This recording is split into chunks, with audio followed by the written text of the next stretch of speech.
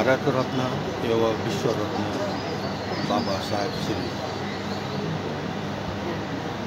अम्बेडकर जी को आज 131वां जन्म दिवसको उपलक्ष्यमा उहाँलाई नमन गर्दै म यहाँ केही भन्न लागिरहेछु र विशेष मैले मुखस्थ भन्दाखेरि कतिवटा कुरो छुटिन जान्छ होला, कतिवटा लेखेको तारिखहरू छुटिन जान्छ होला। यसकारणले उहाँको विवरणको विषयमा मैले यहाँ संक्षिप्त एउटा पाण्डुलिपि तयार गरेको छु र यहाँहरूलाई म यो पाण्डुलिपि पढेर नै सुनाउने प्रयास गर्नेछु। भारत रत्न विश्व रत्न साहेब भीमराव अम्बेडकर ज्यूको आज 131वां जन्म दिवसको उपलक्ष्यमा उहाँको चरण कमलमा नमन गर्दै उहाँको विषयमा म केही भन्न लागिरहेछु। बाबा साहेब भीमराव रामजी अम्बेडकर ज्यूको जन्म तारिख 14 अप्रेल 1891 में मछुवानीको एक साधारण अछुत परिवारमा भएको थियो। उहाँको माताको नाम भीमबाई थियो, पिताको नाम रामजी राव थियो। यहाँको पुरा नाम मातापिताको नामलाई जोडी राखिएको हो भनी थाहा लागेको छ। मातापिताले उनलाई प्यारो गरेर भिवा भनी बोलाउँथे। बाबा साहेबको स्थानीय गाउँको नाम अम्बेड थियो।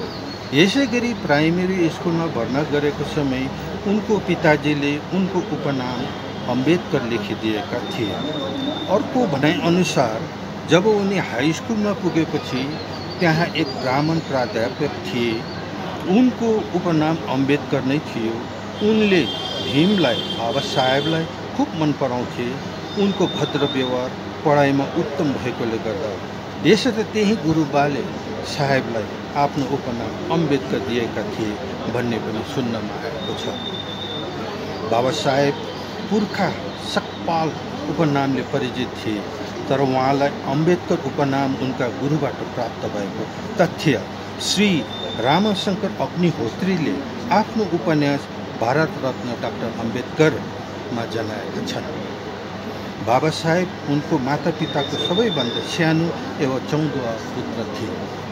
उनको बाल्यकालमा नै माता भीमबाईको स्वर्गवास भएको कारणले उनको बाल्यकाल फुपू मीराबाईको देखरेखमा भएको थियो। उसका पूर्वज कबीरपन्थीका थिए। घरमा रामकृष्णको पुरुषार्थ कथा सुनाउँथ्यो अनि घरको परिवेश संस्कारयुक्त नै थियो। घरको वातावरण अति स्वच्छ भए तापनि अस्पृश्यता र आर्थिक विपन्नता, शोषण जस्ता अन्धकारयुक्त समाजमा उनको जन्म भएको थियो। उमेर सँगसँगै अस्पृश्यताको कटु आलोचना उहाँसँग बढ्दै गयो। आफू समान दलितहरूको पशुत्व जीवन, उपलको वर्गका मानिसहरूसँग उठबस गर्न नपाउनु, सामाजिक पँधेराबाट पानी पिउन, अरू विद्यार्थीसँग कुममा कुम जोडेर बस्न नपाउनु कटु अनुभवले उनी विरक्त भए। त्यस समयको समाजमा दलितहरूको निम्ति रोजीरोटीको समस्या मात्र नभएर जीवन संरक्षणको समस्याले तीव्र रूप धारण गरेका थिए। त्यसै कारण आफू विलक्षण बुद्धि हुँदै पनि किशोर भीम स्कुल जान भनी पढ्दा बढी पशु चराउनु, रुखपात पौधा बिरुवाहरू रोपेर व्यतीत गर्न बढी रुचाउँथे। तर उनको फुपू चाहन्थिन् भीमले धेरै पढेर महान व्यक्ति बनोस्। समयले विभिन्न मोडहरू लिँदै अघि बढ्यो अनि एक दिन यस्तो परिस्थिति आयो, त्यहाँबाट बालक भीमको मस्तिष्कमा एक नव विचार उत्पन्न भयो अनि उनी संकल्प गरे, निश्चय गरे, अब धेरै ज्ञान प्राप्त गरी अस्पृश्यताको कलंक सम्पूर्ण दलितहरूले भोग्नु परेको यातनाको समाप्त गर्नेछु। उनी भन्थे अस्पृश्यताको रोगीसँग होइन तर रोगसँग लड्नुपर्छ। यी सामाजिक सरुवा रोगलाई लेखनीको धाराले निराकरण गर्नुपर्दछ। उहाँको जीवनको तिता एउटा हेर्दै विचलित हुने धेरै घटनाहरू छन् जसको वर्णन गरी साध्य छैन। जति नै भए पनि कम हुन्छ। उहाँको ज्ञान, विद्या अनि पदको चर्चा अनि उहाँले अर्जित गर्नुभएको विद्या ज्ञानहरू यस प्रकार छ। उहाँले 1912 मा BA परीक्षा सफल गरेका थिए। सन् 1913 मा न्युयोर्क प्रस्थान गर्नुभएको थियो। सन् 1915 अनि 16 मा कोलम्बिया विश्वविद्यालयबाट एमए र पिएचडी को डिग्री पाए। त्यहाँबाट फर्केर आएपछि बम्बईको सिडेनहेम कलेजमा अर्थशास्त्रको प्रोफेसर हुनुभयो।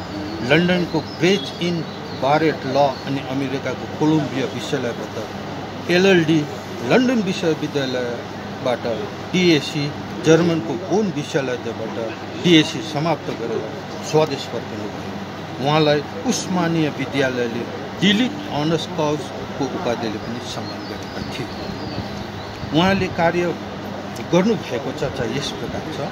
उहाँले ज्ञान विद्या हासिल गरे पश्चात भारत माताको स्वदेशको विभिन्न स्थानमा ज्ञान बाँटेर कार्य गरेका थिए, जो यस प्रकार छन्।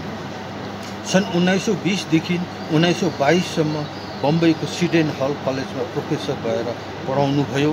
सन् 1923 देखि 38 सम्म बम्बई उच्च न्यायालयमा वकालत गर्नुभयो। सन् 1927 देखि 29 सम्म बम्बई विधानसभामा विधायक रहनुभयो। सन् 1937 मा बम्बई विधानसभामा भारी मतले निर्वाचित हुनुभएको थियो। सन् 1930 देखि 32 सम्म बसेको राउन्ड टेबल कन्फरेन्समा दलितहरूका प्रतिनिधि स्वरूप अंशग्रहण गर्नुभएको थियो। सन् 1935 देखि 38 सम्म गभर्मेन्ट ल कलेज बम्बईको प्राचार्य हुनुभएको थियो। सन् 1942 देखि 46 सम्म वाइसरोय एक्जिक्युटिभ काउन्सिलर हुनुभयो। 1946 देखि 51 सम्म भारतको संविधान सभाको सदस्य हुनुभयो।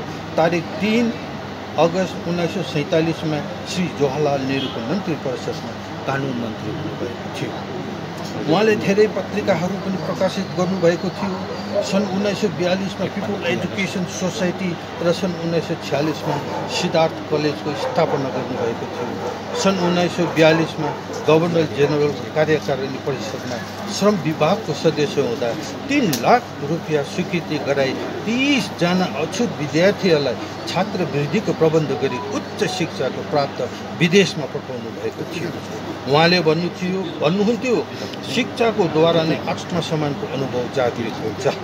केवल जीवित रहनुमा विशेषता छैन। जन्मको आधारलाई भाग्यलाई दोष दिएर अछुत दलित भई हीन भावना लिएर बाँच्न पनि सकिन्छ, तर अधिकारको लागि सङ्घर्ष गर्दै आत्मसम्मानसित जीवित रहनु स्तर उच्च छ। उहाँले उच्च शिक्षा पाए तापनि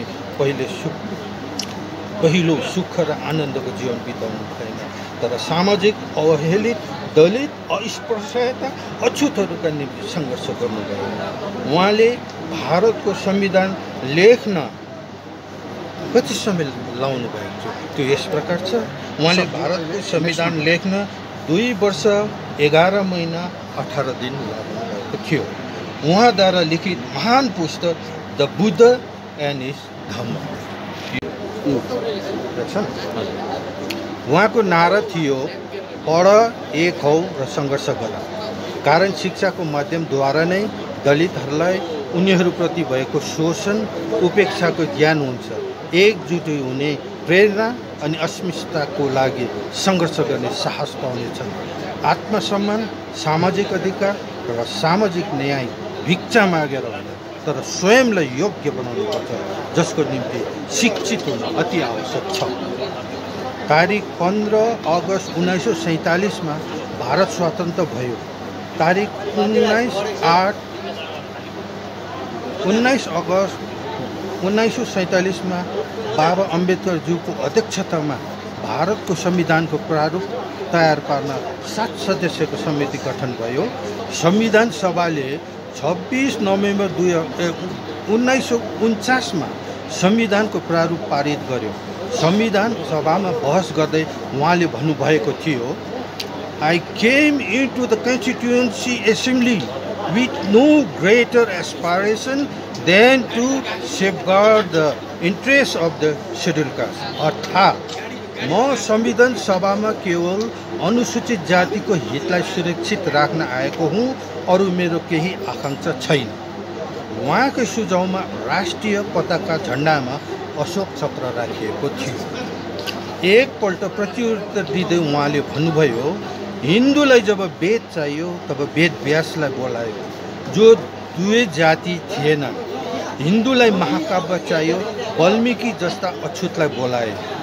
हिन्दूलाई संविधान चाहियो, मलाई बोलाए। उहाँले भन्नुभयो, स्वयंलाई चिन, तिम्रो आत्मसम्मान जगाऊ, आफैलाई हीन र पतित नसम्झ। मानिस हौ, यसकारण मानिस जस्तो भएर बाँच्न सिक। उठ, जाग अनि सङ्घर्ष गर। 1935 में एक सार्वजनिक सभामा उहाँले घोषणा गर्नुभयो, म हिन्दू भएर जन्मे, जो मेरो बसमा थिएन, तर म हिन्दू भएर मर्दिन।